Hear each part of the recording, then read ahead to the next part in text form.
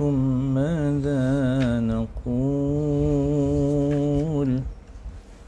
فيك قد حل الرسول كلنا نرجو الوصول حماد حبيبنا بشرى لنا نلنا المنى زال العنا وفل أنا وسلم يا سلام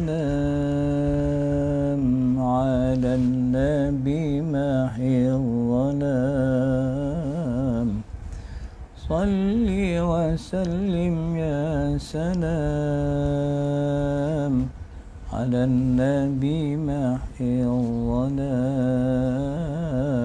والآل والصحب الكرام ما أنشدت بشرى لنا نلنا المنى زال العانى وفالهنا اللهم صل وسلم وبارك عليه وعلى آله. Assalamualaikum warahmatullahi wabarakatuh. إلى حضرة النبي محمد المصطفى صلى الله عليه وسلم آله الكرام وأصحابه العظام خصوصا لهذه النية المباركة الفاتحة. أعوذ بالله من الشيطان الرجيم. بسم الله الرحمن الرحيم. الحمد لله رب العالمين الرحمن الرحيم مالك يوم الدين إياك نعبد وإياك نستعين اهدنا الصراط المستقيم صراط الذين أنعمت عليهم غير المغضوب عليهم ولا الضالين آمين. بسم الله الرحمن الرحيم. الحمد لله رب العالمين وأفضل الصلاة وأتم التسليم على سيدنا محمد طب القلوب ودوائها وعافية الأبدان وشفائها ونور الأبصار وضيائها وقوة الأرواح وغذائها وبهجة النفوس وصفائها وعلى آله وصحبه وبارك وسلم. اللهم صل وسلم وبارك على مولانا محمد النور المذهب للنسيان بنوره وعلى آله في كل لمحة ونفس عدد ما وسعه علمك. اللهم افتح علينا فتوح العارفين واجعل أعمالنا خالصة لوجهك الكريم. اللهم فقهنا في الدين وعلم التأويل يا رب العالمين. صلى الله على سيدنا محمد وعلى آله وصحبه وبارك وسلم. الحمد لله رب العالمين. أما بعد. Ikhwatal iman, para abna, para ikhwan, datuk-datuk, datin-datin, semua student, alhamdulillah, terima kasih kerana masih lagi mengikuti pengajian kuliah tafsir kita, Tafsirul Munir lil Imam Syekh Prof Wahbah Az-Zuhaili. Dan insya-Allah pada pagi ini kita akan terus membaca, melihat kupasan ataupun perbincangan dan pengajaran yang terdapat pada ayat-ayat yang mulia bermula ayat 53, 54 dan 55. Tuan-tuan ya. 53 hingga 55, tiga ayat ni kita cuba baca pagi ni insya-Allah, dan pastinya mengandungi panduan dan banyak penghayatan yang boleh kita insya-Allah perolehi, kita pelajari daripada ayat-ayat yang mulia ni tuan-tuan insya-Allah ya. Jadi macam biasalah kita baca dulu dan nanti tengok terjemahan, barulah kita rujuk kepada kupasan dalam Tafsirul Munir. A'udzu billahi minasy syaithanir rajim. Bismillahirrahmanirrahim. Ya أيها الذين آمنوا لا تدخلوا بيوت النبي إلا أن يؤذن لكم إلى طعام غير ناظرين إناه ولكن إذا دعيتم فادخلوا فإذا طعمتم فانتشروا ولا مستأنسين لحديث إن ذلكم كان يؤذي النبي فيستحيي منكم والله لا يستحيي من الحق وإذا سألتموهن متاعا فاسألوهن من وراء حجاب ذلكم أطهر لقلوبكم وقلوبهن وما كان لكم أن تؤذوا رسول الله ولا أن تنكحوا أزواجه من بعده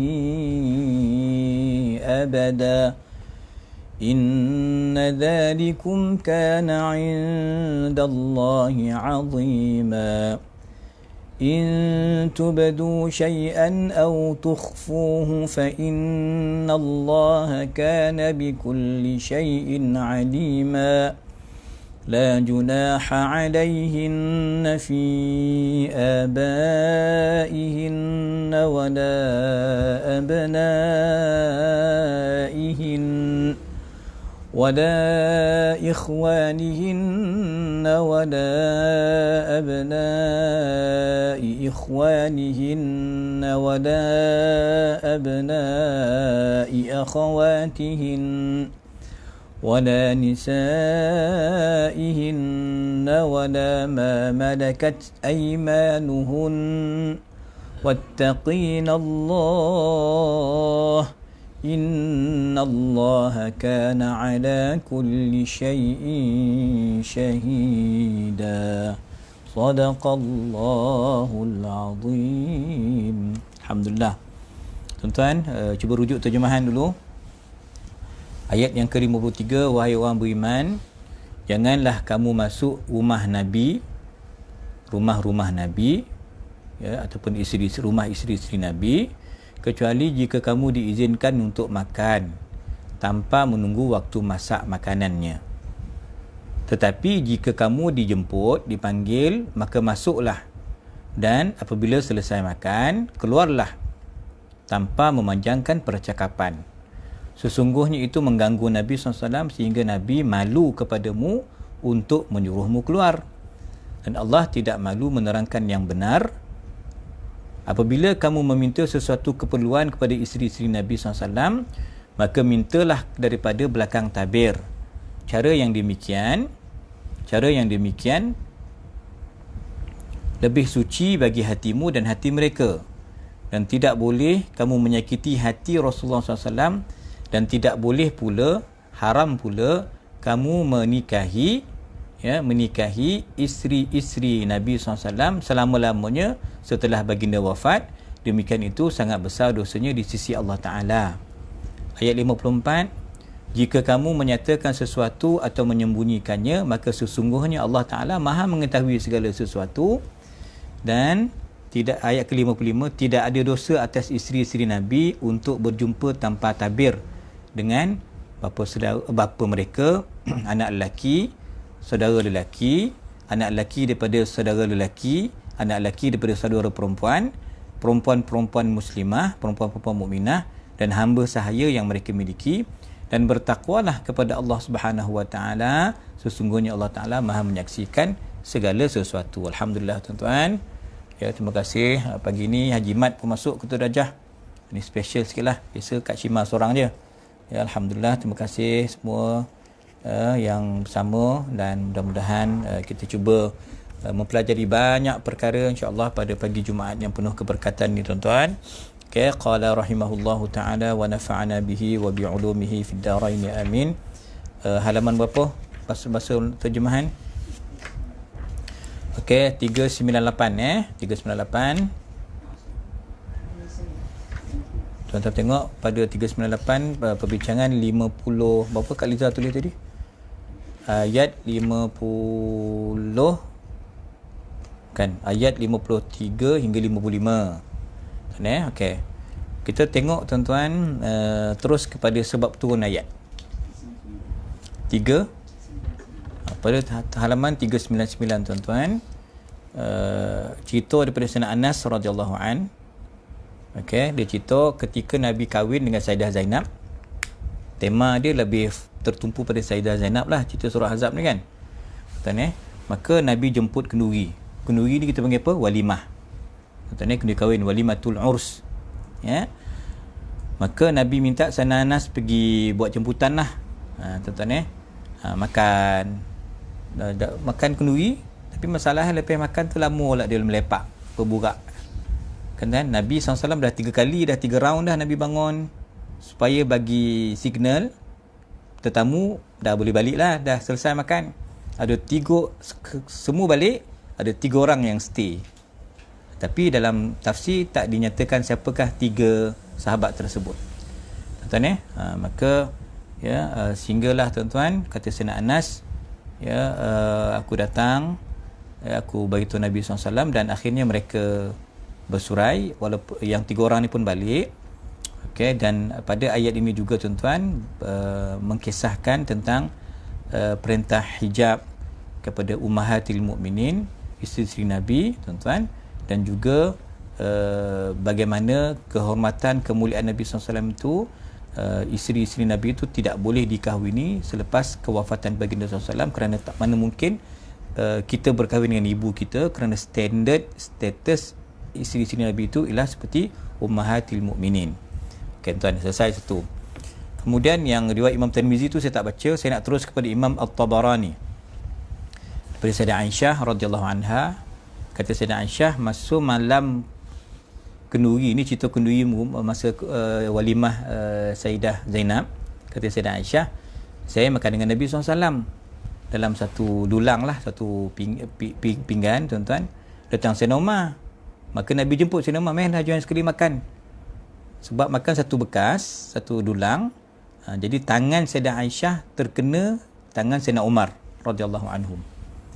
Tuan-tuan maka di situlah turunnya perintah hijab, dan ini merupakan saranan yang sangat hebat daripada Sayyidina Umar. Tuan-tuan, ada 4 pandangan Sayyidina Umar yang diterima oleh Allah Subhanahu Wa Taala, yang disemadikan dalam Quran yang kita baca sebagai ibadah. Antaranya Sayyidina Umar mengatakan, wahai Rasulullah, dalam rumah Nabi ni macam-macam orang masuk, ada yang albir, ada yang fajir, ada orang baik, ada orang yang kurang baik. Maka apakah kiranya saya mencadangkan untuk isteri-isteri Nabi ni, kalau nak urusan dengan mereka kena bertabir, berhijab. Maka tuan-tuan, turunlah perintah ini supaya isteri-isteri Nabi perlu berhijab. Dan tuan-tuan, perintah berhijab itu juga tuan-tuan, kita akan tengok sebentar lagi akan ada beberapa lagi perbincangan. Dan ada juga pandangan Imamul Baydawi, kalau boleh tuan-tuan ke bawah sikit. Imam Baydawi tuan, dia kata ayat ini cerita tentang orang yang menunggu-nunggu bila nak masak. Master Chef, bila nak masak ni tunggu lama. Jadi kita jemput dia lepas zuhur, dia datang pukul 11. Terlampau lama menunggu. Isteri-isteri Nabi sedang menyediakan makanan, jadi lama sangat menunggu tuan-tuan. Ini pun satu perkara yang tidak sepatutnya, sebab kena ikut timing dia. Kalau musim Covid ni, kenduri lagi pula akan ada sesi 1, ada sesi kedua, jangan masuk sesi orang lain tuan-tuan. Ini pengajaran daripada apa yang berlaku di rumah Nabi SAW, sehingga tuan-tuan ada gelaran kepada as-suqala. Thaqil ini berat, dah makan tak nak balik pula kan. Apa lagi yang tak senonoh, duduk lah kat situ seokok dia kan. Orang lain nak duduk, nak masuk ni, dia duduk melepak. Sama ada rumah kenduri ke, kadang-kadang di restoran pun, di kedai mamak ke mana pun tuan-tuan, kadang-kadang kita kena adalah sikit timbang rasa supaya bagi peluang juga orang yang selepas kita nak duduk, nak makan kan. Jadi ini tuan-tuan, kata Sayyidah Aisyah, ayat ni turun kepada geng-geng yang suka melepak lama-lama, berat untuk meninggalkan majlis. Tuan-tuan, ini juga satu gangguan tuan-tuan, yang Nabi SAW tak sampai hati nak tegur, sebab Nabi ni tuan-tuan sangat-sangat pemalu. Pemalunya Nabi ni tuan-tuan, dalam Syama'il Muhammadiyah disebutkan lebih malu daripada anak dara. Anak dara ini tak tahu malu kan tuan-tuan, tapi Nabi SAW lebih pemalu daripada anak dara. Dan ada satu riwayat lagi tuan-tuan yang terakhir kalau boleh kita sebutkan, banyak riwayat tentang sebab turunnya 3 ayat ini. Ada pandangan pula dia kata tuan-tuan tentang berkahwin dengan isteri Nabi tuan-tuan, iaitu ini berlaku kepada Sayyidina Allahumma salli alaihi, tak disebut nama. Ada salah seorang sahabat mengatakan kalau Nabi dah wafat nanti aku akan kahwin dengan Sayyidah Aisyah. Aku akan kahwin dengan Aisyah sebab Sayyidah Aisyah paling muda kan. Dan bukan yang tu. Ini bawah lagi. Ya, ada seorang lelaki, ni riwayat Sayyidina Abdullah bin Abbas radhiyallahu anhuma. Dia kata aku akan kahwin dengan Sayyidah Aisyah nanti. Ya, tuan-tuan kemudian ya, maka ini menyebabkan Nabi tersinggung. Tuan-tuan akan tersinggung dengan kenyataan lelaki ini, ya tuan-tuan, dan turun perintah, maknanya memang tak boleh kahwin dengan isteri-isteri Nabi SAW sebab dia ibu kita, ibu kepada seluruh mukminin dan mukminat, tuan-tuan. Dan pada sahabat ini tadi yang bercadang ingin mengahwini Sayyidah Aisyah untuk dia membayar menebus dosa dia, tuan-tuan, kafarah dia ketika turun ayat ini, tuan-tuan, dia memerdekakan hamba, tuan-tuan, kemudian mewakafkan 10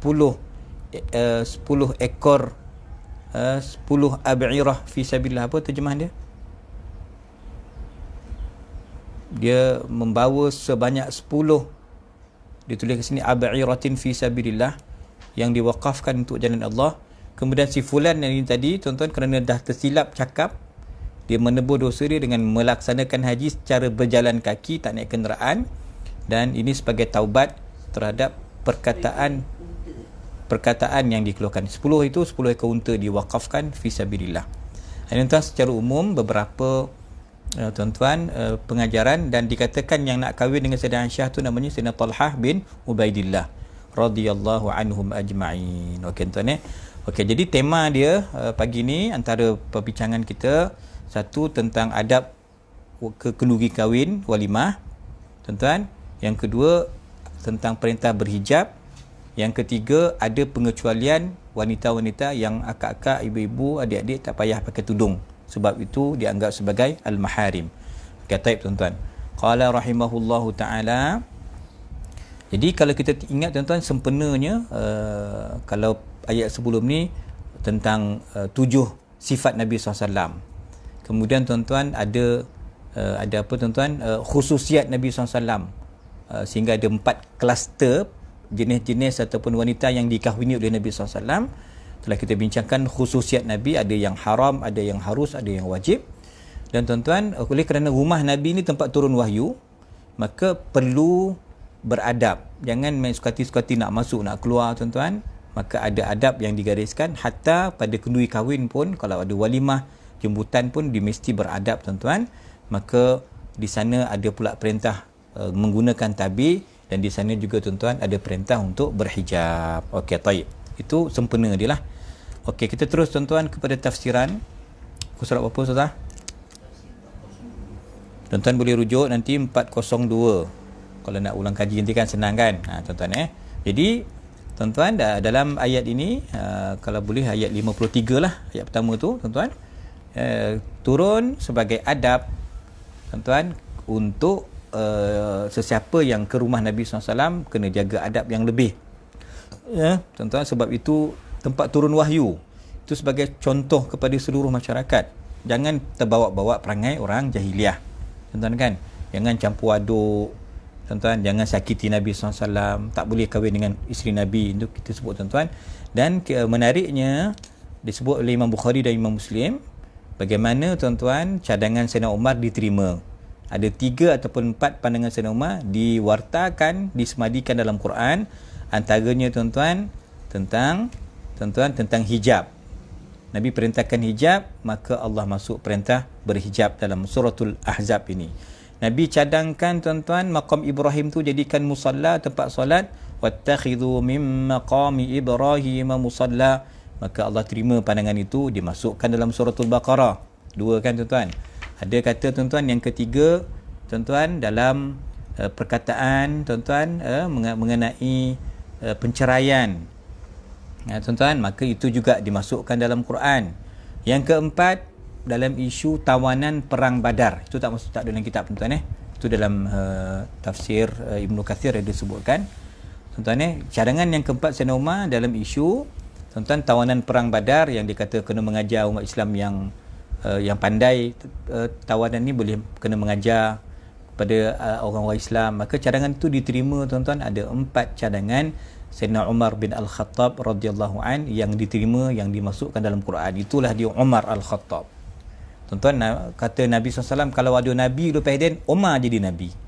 Sayyidina Umar mempunyai manaqib yang cukup hebat tuan-tuan. Okey, selesai.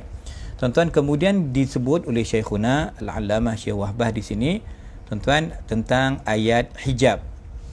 Ayat hijab ni tuan, dia akan tentang menutup aurat, tentang memakai tabir, tentang berniqab, macam mana hukum dia tuan-tuan. Jadi ayat ini turun ketika pagi hari perkahwinan, kenduri kahwin antara Nabi dengan Sayyidah Zainab. Dan kita faham tuan-tuan, perkahwinan ni special sebab ditentukan, diputuskan oleh Allah, diwakilkan kepada malaikat Jibril alaihi salam. Dan kahwinnya Sayyidah Zainab ni dengan Nabi bulan Zulqaidah. Okey, ini kena ingat Zulqaidah. Ya. Dan Nabi kahwin dengan Sayyidah Maimunah masa dalam ihram, maknanya bulan Zulhijjah. Nabi kahwin dengan Sayyidah Aisyah bulan Syawal. Ini 3 tarikh yang saya bacalah, 3 bulan. Baru ni Haji Mat ada tanya kat Imtiaz, Ustaz, kahwin bulan Ramadan afdal ke? Itu yang saya jam lah, saya tak tahulah dalil Ramadan tu, saya tak tahu. Ya, jadi wallahu a'lam bissawab. Tapi yang ada ni tadi Syawal, Zulqaidah, Zulhijjah tu memang ada antara isteri Nabi yang diakadkan pada tarikh tersebut. Zulhijjah. Okey tuan-tuan, jadi Zulqaidah ni untuk Sayyidah Zainab pada tahun ke-5 Hijrah tuan-tuan. Maka ayat ni dia nak cerita apa? Ya, ayat 53 ni nak cerita tentang jangan kau masuk rumah Nabi kalau kau betul-betul beriman, orang beriman, wahai sahabat, ya, kau jangan masuk duduk lepak lama-lama, masuk awal bona. Kena ikut timing yang dicadangkan, sebab kadang-kadang tuan rumah tak selesa. Kan? Kita duduk, orang nak masak, orang baru nak basuh sayur, baru nak tuan-tuan nak basuh boreh. Kita dah sampai pagi-pagi morning dah sampai. Kalau pagi-pagi morning menolong, itu cerita lain lah kan. Orang pangkal cerita lain. Tapi datang duduk kat ruang tamu, datang tengok astro, datang, kadang-kadang benda tu mengganggu, menimbulkan ketidakselesaan kepada tuan rumah. Tuan-tuan ini satu. Ya, kemudian tuan-tuan dah masak. Okey, jadi Nabi SAW kata makanlah, jemputlah makan. Dah makan tak roti pula nak balik. Ya Allah. Ini pun satu tuan-tuan dah makan tuan-tuan sekalian, dia berburak dia sampai pukul 3 pagi. Ni tuan rumah nak tidur ni. Kan tuan rumah pukul 2 dah bangun kiam. Kan ada anak kecil dan sebagainya. Dia tak faham-faham bahasa, dia terbahak-bahak tergelak kat depan rumah tu. Ini pun tuan-tuan teguran Allah Subhanahu Wa Taala kepada 3 orang sahabat yang kekal duduk tak nak balik-balik tuan-tuan, dan ia menimbulkan keresahan kepada Nabi SAW. Dan Nabi tuan-tuan, Nabi nak tegur, Nabi ni seorang yang sangat pemalu, asyadda hayaan minal adra fi khidriha. Kan tuan-tuan, Nabi malu nak tegur. Maka tuan turun perintah ni sebagai teguran daripada Allah Ta'ala. Allah itu tidak malu, wallahu la yastahyi minal haq. Allah tidak segan untuk menyampaikan benda benar, benda hak. Dalam kenduri ni tuan-tuan, ada, saya baca dalam Ibnu Katsir radhiyallahu an, disebut bahawa tetamu Nabi sekitar 300 orang. Kan, kenduri Nabi masa ni 300 orang. Musim Covid ni tapek tu 4 orang je. Akad dia kenduri tak ada kan. Tuan-tuan tetamu Nabi ada 300, dan tuan-tuan Nabi suruh masuk macam mana 10-10. Masuk 10 orang makan. Habis 10 keluar masuk ikut giliran. Sebab kecil rumah Nabi tu, bilik kan, kecil sangat kan. Habis 10. Mana ada kemah nak bentang maki tent ke, tak ada tuan-tuan, dalam rumah tu je. Ini tuan-tuan sedikit penceritaan tentang kenduri Nabi, walimah Nabi SAW dengan Sayyidah Zainab binti Jahash radhiyallahu anha tuan-tuan. Okey, saya kira itulah kandungan ataupun tuan-tuan ringkasan daripada apa yang perlu difahami dalam adab al-walimah. Dan kata Syekh Wahbah, adab ini bukan hanya terpakai untuk Nabi, untuk keluarga Nabi, untuk isteri Nabi dan sahabat, tapi terpakai untuk seluruh orang beriman. Tuan-tuan jadi kita ni pandai-pandailah bawa diri tuan-tuan. Ya, jangan buat kepala kita. Ni rumah orang. Ya, tuan-tuan, adab ini kita jaga. Tapi kalau tuan rumah selesa, kita orang pangkal, kita nak komen, kita basuh piuk belangor, duduklah lama situ, tak apalah. Tapi kalau kita tetamu, tuan-tuan, selalu saya tegur kan. Kenapa tak datang kelas pagi ni?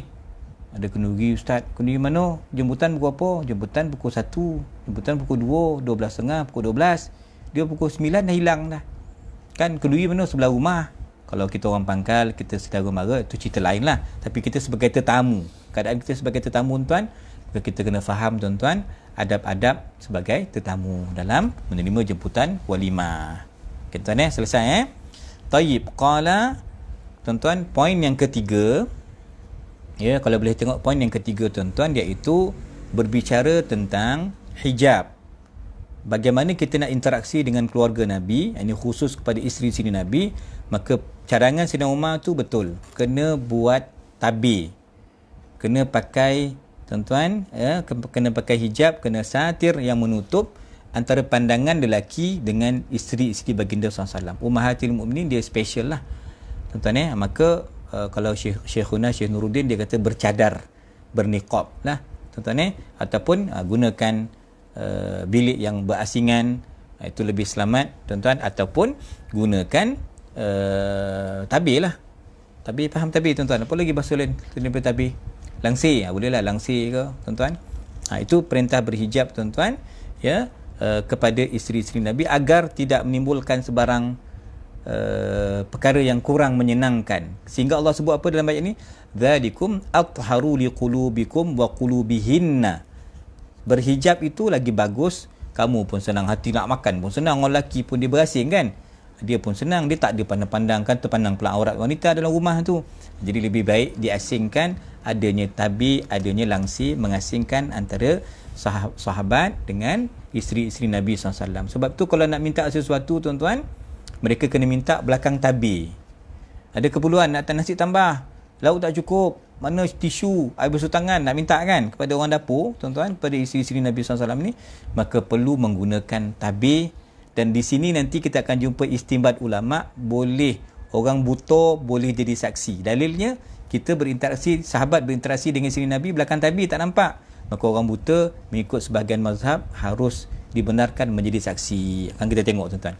Okey, poin yang keempat, iaitu jangan sakiti Nabi SAW. Maksud menyakiti di sini ialah kau duduk melepak lama-lama. Tadi orang jemput kau datang lepas zuhur, kau datang lepas subuh, lama nak duduk, tuan-tuan, maka itu menyakiti Nabi SAW. Kemudian, tuan-tuan, yang lebih sakit lagi ialah mereka dah ada perancangan untuk bernikah, mengahwini isteri Nabi selepas kewafatan baginda SAW. Ini juga, tuan-tuan, maka Allah turunkan perintah, inna dzalikum kana indallahi azima. Tuan-tuan, maka, ya, tuan-tuan, ini satu dosa besar. Kamu menyakitkan hati Nabi SAW, ini satu dosa besar. Alang tak payah jadi saksi lang, kau jadi pengantin lah kan. Okay, tuan-tuan, maka tuan-tuan sekalian, dosa besar kerana mengahwini isteri baginda sallallahu alaihi wa alihi wa sahbihi wa baraka wasallam. Ada perancangan begitu. Maka kita dah baca tadi riwayat Sayyidina Talhah, tuan-tuan, Talhah bin Ubaidillah tadi, dia bayar kafarah terhadap kesilapan dia, tuan-tuan, yang nak kahwin dengan Sayyidah Aisyah. Dan ada riwayat umum, lelaki ni tak disebut namanya.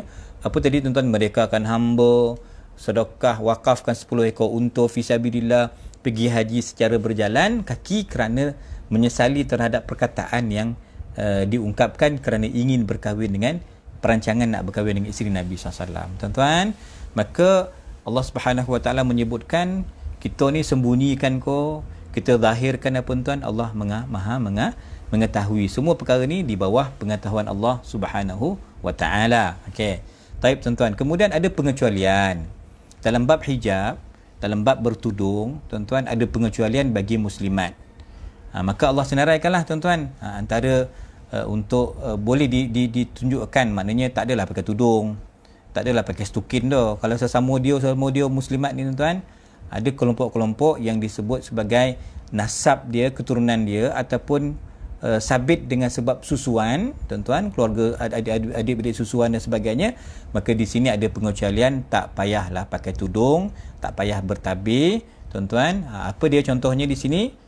abah dia, dengan abah takkan pakai tudung pula. Lagi anak dia, lagi tuan adik-beradik lelaki, kan? Kemudian anak saudara, sama ada anak saudara daripada sebelah lelaki ataupun sebelah perempuan, maka ataupun dengan perempuan sesama dia, kan, sesama muslimat, takkan nak pakai tudung, takkan dia nak perlu pakai stokin 24 jam, perlu pakai lengan dia tu perlu tuan-tuan, dia punya lengan tu mesti ditutup sentiasa. Tak, yang ini ada sedikit kelonggaran tuan-tuan, sebab dia kena faham kelompok-kelompok yang disebutkan tadi tu, ya, termasuk perkara-perkara yang dikecualikan. Menantu pun sama, Haji Jamil, menantu pun dikecualikan lah. Ini pun tuan-tuan, maknanya tak wajib menutup aurat kepada kumpulan-kumpulan yang disebutkan tadi, ya. Termasuklah menantu, tuan-tuan sekalian. Ini tak yang sebab dianggap sebagai tuan-tuan sebagai nasab, sebagai yang sabit, sebagai kita punya orang yang mahram kita lah. Taib tuan-tuan, Taib. Qala, ini sebab itu penutup ayat ini Allah kata wattaqinallah. Okey, wattaqinallah, bertakwalah kepada Allah Taala. Ini ada kumpulan-kumpulan yang dikecualikan, dibenarkan kamu tidak memakai tudung, dibenarkan kamu untuk, sebab kita akan berurusan, dia akan dan kumpulan lelaki ni tadi pun adik-beradik kita, ya, pak saudara, anak buah ini dah kira kaum kerabat, mahram. Jadi dari sudut tuan-tuan, keinginan tu kalau orang normal lah, kalau normal dia keinginan tu dia tak adalah melonjak-lonjak, syok tengok orang ni, tak bernafsu lah dia tengok, kalau yang normal lah. Kalau tak normal tu Allah Alam bisawab, kan tuan-tuan. Jadi maka diberikan keringanan, bukanlah 24 jam je perempuan tu nak pakai tudung, ya, dalam rumah dia tuan-tuan. Dulu agaknya ipar tak boleh, ipar kena tutup aurat tuan-tuan, dulu agaknya kalau raya 20 tahun lepas agak tuan-tuan. Kalau 20 tahun lepas saya masih di Mesir lah tuan-tuan, kalau dulu agak raya, kalau kumpul masa sebelum munculnya bala apa tuan-tuan, Covid ni, kan kumpul keluarga semua bermalam, 2-3 malam mungkin cuti, kan, ipar duai semua sepupu sepapat semua kumpul. Ataupun kalau tak kalau tak raya pun, contohnya kenduri kendara, kan, dia bermalam lah, berkampung lah dia.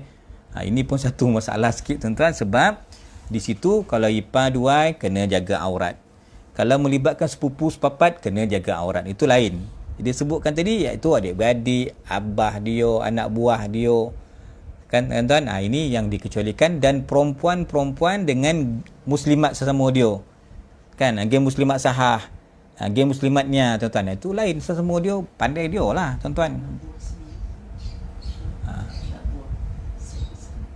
Tak, anak buah sendiri lah dalam Quran sebut, kan tuan-tuan, jadi maknanya yang jadi cacah merbal sikit, sebab kalau tak biasa, dia kata apalah kau ni dalam rumah pun nak pakai tudung, tak lomeh kau, tak.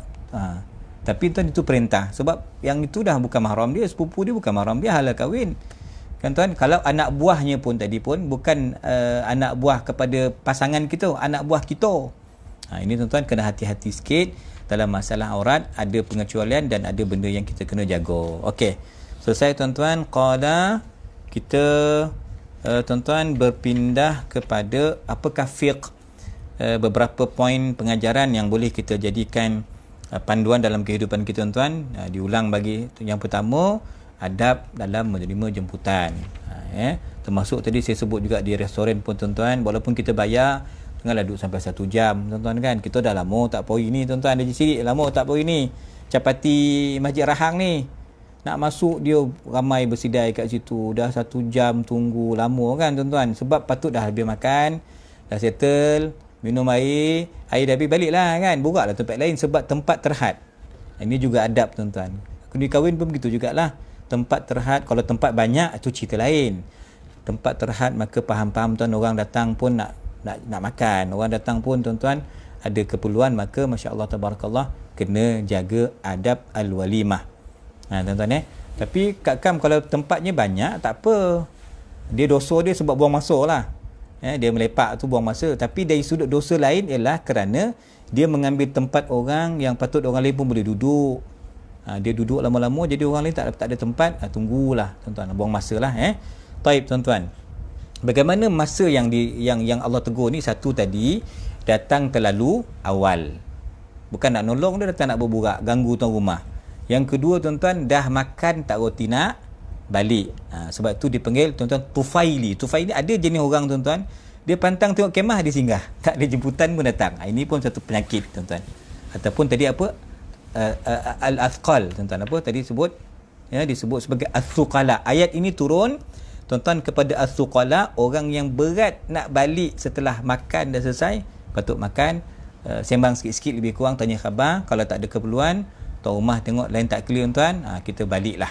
Okey, settle. Qala, tuan-tuan, selesai yang pertama, dan yang kedua tadi pun saya dah sentuh juga, tuan-tuan, tentang kenapa Allah sebut buyutun Nabi, rumah-rumah Nabi.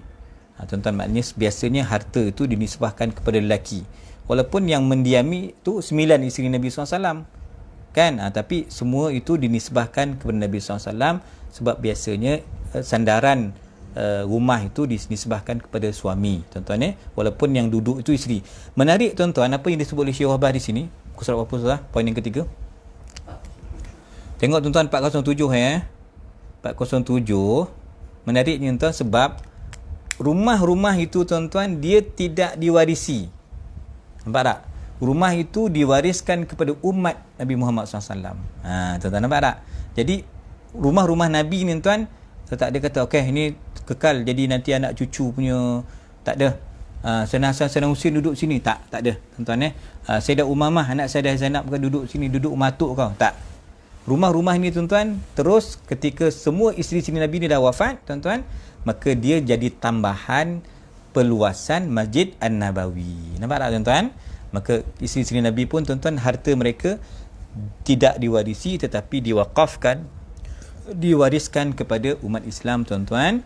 Ya, ini kaedah yang Allah Subhanahu Wa Taala telah putuskan. Okey, tuan-tuan.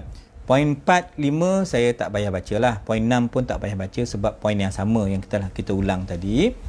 Kemudian, tuan-tuan, dan kita sebut tadi, okey, kita ambil yang ke-8 lah. Yang ke-8, tuan-tuan, muka surat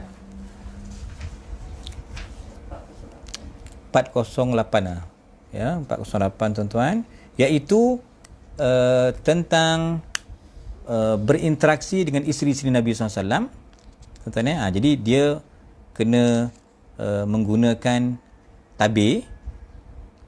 Kalau nak minta fatwa dengan Sayyidah Aisyah pun dia kata guna tabir, yastaftina fiha, tuan-tuan, ya. Jadi maknanya, tuan, ini juga dikatakan bukan hanya maksud tabir ataupun pengasingan bilik dan sebagainya, tetapi termasuk, tuan-tuan, mana-mana wanita tidak harus menayangkan, mendedahkan auratnya, tuan-tuan, jasadnya, badannya, kecuali ada keperluan, kan, tuan-tuan, kan. Dan kita sebut semalam, kan, kalau pinang, bertunang, dalil semalam kita dah sebut, kalau bertunang, walau a'jabaka husnuhunna, walaupun Nabi SAW kagum dengan perempuan itu, kecantikan seorang wanita itu, tuan-tuan, maka itu dijadikan dalil boleh melihat bakal isteri, boleh melihat kepada sebelum bertunang, nak tengok dulu muka dia, orang perempuan tengok dulu dia punya apa, tangan dia, tuan-tuan, sebagainya lah. Itu dah satu keharusan melihat kepada tunang. Di sini, tuan, keharusan melihat kepada wanita yang ajnabi dalam isu apa, tuan? Penyaksian. Contohnya dalam isu perubatan. Ini tamulah yang bersalin ni, tuan-tuan, maka memang yang paling selamatnya doktor perempuan lah, yang merawat perempuan. Doktor lelaki yang lawat lelaki. Tapi kita, tuan-tuan, ini lintang pukang, kita main bedal je lah. Yang penting murah. Yang penting, tuan-tuan, murah itu copek, kan, tuan-tuan. Itu. Tapi di sini, tuan-tuan, ada pengecualian sebenarnya dalam keadaan darurat. Dalam keadaan, tuan-tuan, dalam isu mahkamah, kes-kes polis, tuan-tuan, penyaksian tadi, perubatan, maka di situ ada keringanan sedikit, boleh melihat kadar yang diperlukan, tuan-tuan, kadar yang diperlukan, tuan-tuan, maka dibenarkan. Okey, taib. Untuk seluruh muslimat, kefarduan berhijab, tuan-tuan, jadi maknanya ulama kata yang boleh dibuka, kita fahamlah, muka dengan untuk perempuan, dengan tapak tangan. Kalau dah masuk tapak tangan, masuklah belakang sekali, janganlah luar bondur pula, kan, tuan-tuan. Tapak tangan dibuka, yang belakang pakai sarung tangan belakang ni pula, apa hal, tuan-tuan. Jadi maknanya kalau boleh buka depan, belakang boleh buka lah. Okey, untuk perempuan, tuan-tuan, kan, ini kena jagalah, ya, untuk muslimat, tuan-tuan. Maka kalau tak ada keperluan, jadi tak ada kes mahkamah, tak ada kes-kes perubatan yang doktor perlu tengok, maka tak adalah buka dah, tutup lah. Ini tuan-tuan asas kepada aurah bagi seorang muslimat. Tuan-tuan jelas. Taib. Poin yang ke-10 yang disebut oleh Syekhuna Az-Zuhaili rahimahullahu taala, tuan-tuan, ya, berdasarkan permintaan sahabat-sahabat untuk berinteraksi dengan isteri-isteri Nabi itu belakang tabir, tuan-tuan, maka di sini dibenarkan oleh imam, tuan-tuan, ikut imam mazhab Maliki dengan Hambali, sah penyaksian orang yang a'ma, yang tidak nampak. Tuan-tuan, tetapi ikut mazhab kita, tuan-tuan, dan mazhab Hanafi, orang a'ma tidak boleh dijadikan sebagai saksi. Okey, kecuali lang kalau kau pindah mazhab jadi mazhab Maliki ataupun Hambali, itu boleh. Tapi oleh kerana kau Syafi'i yang piau, maka Imam Syafi'i kata, mazhab Syafi'i kata, penyaksian tidak boleh berlaku kepada orang yang tidak nampak. Tuan-tuan, selesai. Okey tuan-tuan, dan begitulah poin tentang hijab. Ini terbukti tuan-tuan betapa pengaruh yang cukup baik bagi masyarakat Islam yang menjaga etika adab tuan-tuan. InsyaAllah dia menjaga kehormatan dia, memang bahagialah tuan-tuan, selamat, tak ada apa-apa. Dan ketika mana ada satu orientalis tuan-tuan, dia duduk di Mesir, dia komen, dia kata memang kalau sebahagian umat orang Mesir yang mutadayyinah ni, yang beragama ni, memang tak boleh nak tembus dia punya budaya dia, dengan niqab dia, dengan aurat dia, dengan cukup sempurna aurat dia, memang cukup bermaruah kehidupan mereka. Kalau orang barat, kata Syekh Ali As-Sabuni tuan, kalau orang barat terima betapa cantiknya hijab itu, betapa bagusnya sistem Islam menjaga anak-anak dara dia, mak-mak dara pun semua, wan dara pun sama, tuan-tuan, maka itulah betapa tuan-tuan yang masuk pemikiran-pemikiran sekular ni masuk. Kan, sekular ni masuknya ni tuan, semayang tapi aurat tak nak jaga. Kan, bapa ustaz, tok kiai, tapi anak cucu lintang pukang dalam bab aurat. Ini sekular masuk tuan-tuan. Puasa rajin, puasa 6 ni, puasa 6 straight, masya-Allah. Tudung tak nak pakai. Tunggu uban dah penuh pun pakai ubat palsu. Uban lagi palsu lagi tuan-tuan, tak nak pakai tudung, tak nak pakai. Pakai tudung tu berdosa. Tudung ni budaya Arab. Ini tuan-tuan perangai tak senonoh. Otak dia jadi mereng tuan-tuan, sebab apa? Memesongkan kefahaman Al-Quran. Jadi hati-hati tuan-tuan, kita bimbang pengaruh-pengaruh pemikiran sekular ni memang masuk. Dia kata ibadat lah. Dari sudut ini kita tak payahlah kita nak okay, kalau dari sudut dalam kuliah, Puan Rozita kan, dalam kuliah kalau dapat pakai tudung lagi baguslah, sebab menjaga adab majlis ilmu. Kan, tak wajib. Kita kata tak wajib, tapi tadi masa baca Quran kenalah bertudung, adab kan tuan-tuan. Tapi kita kata sebab kita tak nampak sama kita, maka taklah sampai peringkat wajib. Tuan-tuan sekalian, okey, saya ingat hijab tu jelas, aurat itu jelas tuan-tuan. Jangan ada lagi kekeliruan. Kalau fashion pun kita dah sebut tuan-tuan, jangan merapu-rapulah fashion sampai terdedah itu, terbuka ini. Kadang-kadang tuan-tuan kita pun confuse. Pakai niqab pun tuan-tuan dah tak jadi niqab, pakai purdah tapi nampak bentuk badan dia. Kita tak faham. Tutup atas bawah terdedah, kita pun tak faham ini fashion apa ni. Ini tak menepati aurat yang sebenar, piawaian yang sebenar mengikut panduan Quran dan sunnah Nabi SAW. Tuan-tuan sekalian, kemudian jelas tadi tuan-tuan, jangan menyakiti Nabi dari sudut yang lain, iaitu janganlah ada perasaan nak kahwin dengan isteri Nabi, sebab Allah telah putuskan haram menikahi isteri-isteri Nabi SAW selepas kewafatan baginda. Sebab tuan-tuan, isteri-isteri itu akan bersama dengan Nabi SAW dalam syurga. Sebab perempuan dia dalam syurga dengan lelaki tuan-tuan. Kan, lelaki yang terkini lah, yang latest lah. Tuan-tuan, sehingga ada hadis disebut di sini, kullu sababin wa nasabin yang qati'u ila sababi wa nasabi. Tuan-tuan, fa innahu baqin ila yaumil qiyamah. Semua sebab dan nasab akan terputus tuan-tuan nanti di hari kiamat, kecuali apa-apa yang berkait dengan sebab dan nasab Nabi SAW, kekal sampai kiamat. Ini kelebihan Ahlul Bait. Ini kelebihan ummahatil mukminin tuan-tuan. Nabi sebut dalam hadis yang lain SAW, zaujati fid dunya hunna zaujati fil akhirah. Isteri aku ni kat dunia, dialah isteri aku esok dalam syurga. Maka sebab itu tuan-tuan, memang tak boleh berkahwin dengan isteri-isteri Nabi SAW yang bersama dengan Nabi SAW, kecuali kalau kes-kes apa tuan-tuan yang berlaku penceraian sebelum dukhul, yang kita sebut dulu kan, tak ada iddah, tu lain. Perempuan yang rasa macam tak berkenan dengan dengan Nabi SAW. Itu pun tuan-tuan, itu cerita lain, dia terpisah, itu cerita lain tuan-tuan. Tapi mereka yang berada dalam pemeliharaan Nabi SAW, maka perempuan-perempuan tersebut haram dikahwini. Okey tuan, yang ke-15. Okey, yang ke-15 tuan-tuan, Allah tahu apa kehendak kita, Allah tahu hati kita tuan-tuan, maka berhati-hati, semua itu menjadi pantauan Allah, dan kita kena ada sifat apa tuan, muraqabah. Ini sifat ihsan dalam tasawuf tuan-tuan. Okey, pengecualian yang akhirlah ya. Pengecualian dalam bab hijab tadi dah disebutkan tuan-tuan, itulah sama ada mahram dari sudut nasab ataupun susuan. Abah dia takkan dia nak pakai tudung abah kau yang lahirkan kau, kan darah daging abah kau tu lahirkan anak perempuan dia tu. Abah tu buat katil lah, atuk moyang termasuklah. Anak dia, cucu cicit, bawa ke bawah tuan-tuan, adik-beradik lelaki. Okey, anak saudara kita, sama dia sebelah adik-beradik lelaki ataupun sebelah adik-beradik perempuan.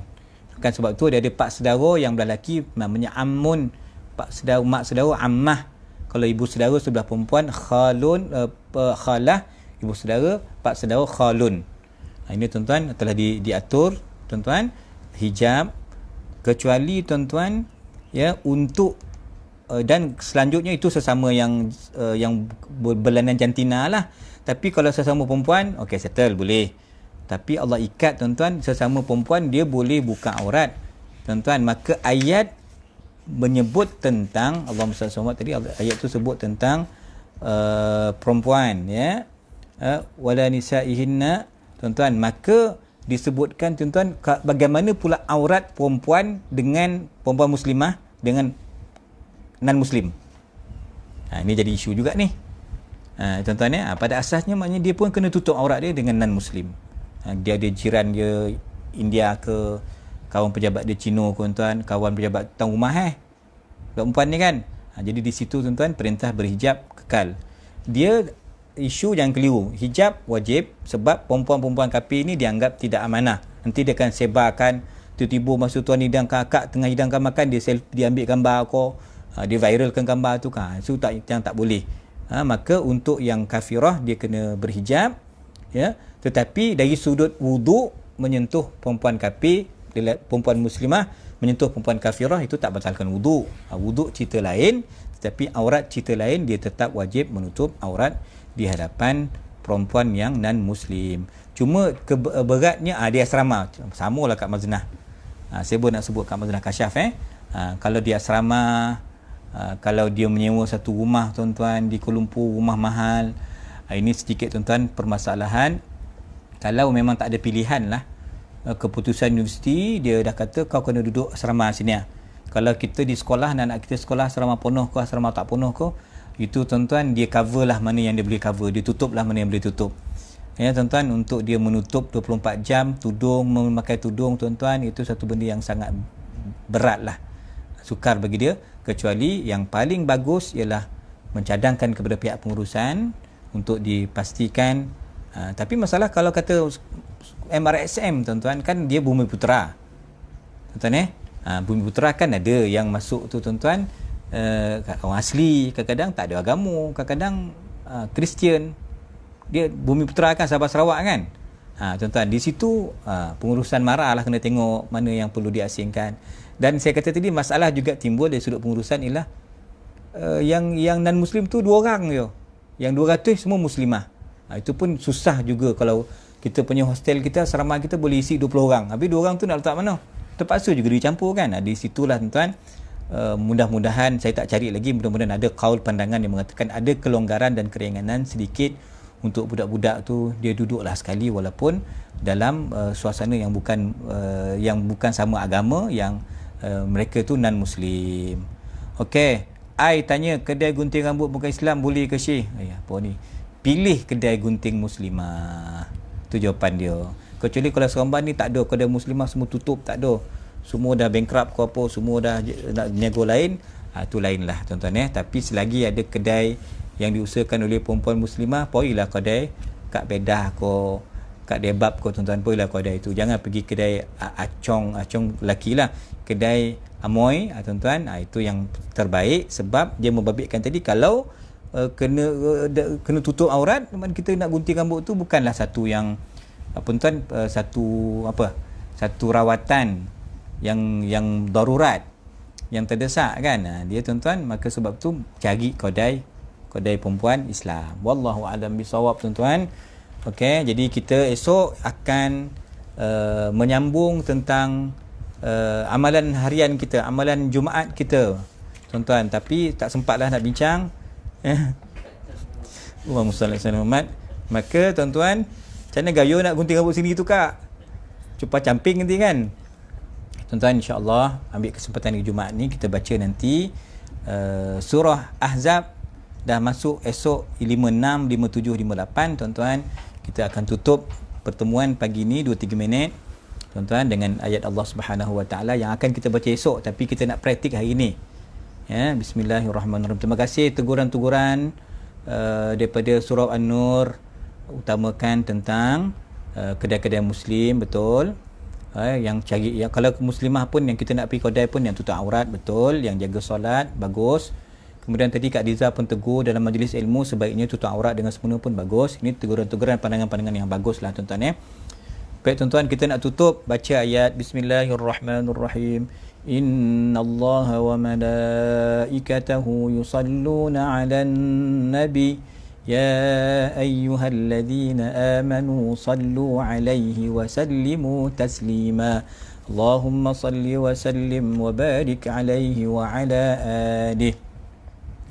Allahumma salli ala Muhammad ya Rabbi salli alaihi wa sallim. Allahumma salli ala Muhammad ya Rabbi salli alaihi wa sallim. Allahumma salli ala Muhammad ya Rabbi salli alaihi wa sallim. Allahumma salli ala Muhammad ya Rabbi salli alaihi wa sallim. Sallallahu alaika wa sallam ya sayyidi ya Rasulullah fi kulli lamhatin wa nafasin adada ma wasi'ahu ilmullah. Sallallahu alaika wa sallam ya sayyidi ya Rasulullah في كل لمحة ونفس عدد ما وسعه علم الله. صلى الله عليك وسلم يا سيدي يا رسول الله في كل لمحة ونفس عدد ما وسعه علم الله. Tutup dengan selawat azimiyah tuan-tuan. Selawat azimiyah baca sama-sama. Bismillahirrahmanirrahim.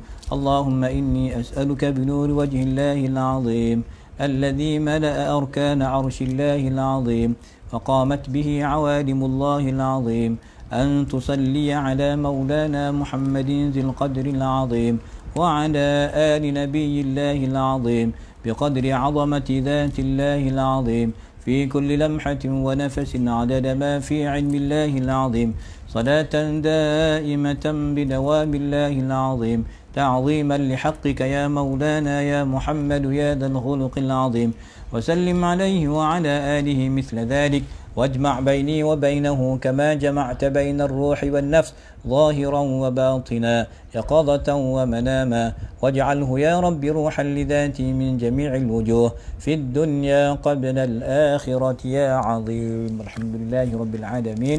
جزاكم الله خيرا كثيرا. Assalamualaikum warahmatullahi wabarakatuh. See you tomorrow. InsyaAllah esok ayat selawat.